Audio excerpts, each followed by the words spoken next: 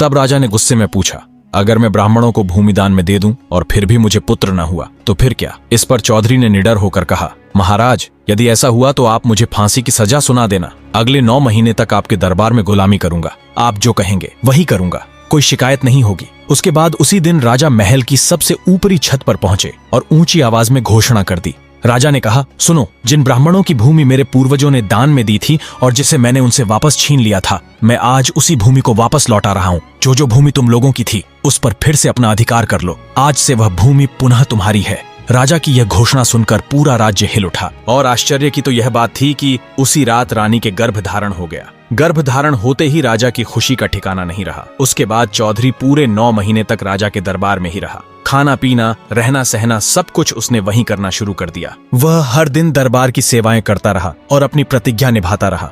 धीरे धीरे समय बीत गया और पूरे 9 महीने गुजर गए। तब रानी ने पुत्र को जन्म दिया, लेकिन पुत्र का बाल स्वर बिल्कुल साथ नहीं दिया।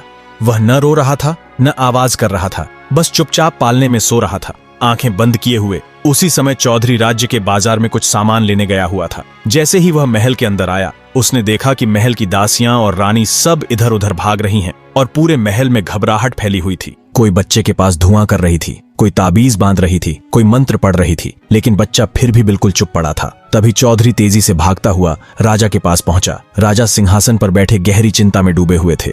वह उसी सोच में उलझे थे कि आखिर बालक रो क्यों नहीं रहा है। तभी चौधरी ने कहा, राजा जी, क्या हुआ? आप इतने चिंतित क्यों दिखाई दे रहे हैं? मैंने आपके चेहरे पर पहले कभी ऐसी चिंता नहीं देखी।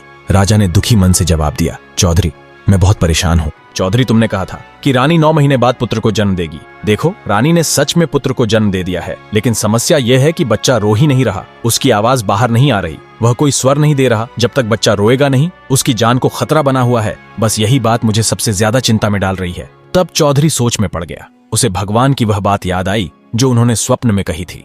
आगे क्या हुआ, यह जानने के लिए चैनल को सब्सक्राइब कर कमेंट में नेक्स्ट पार्ट जरूर लिखें।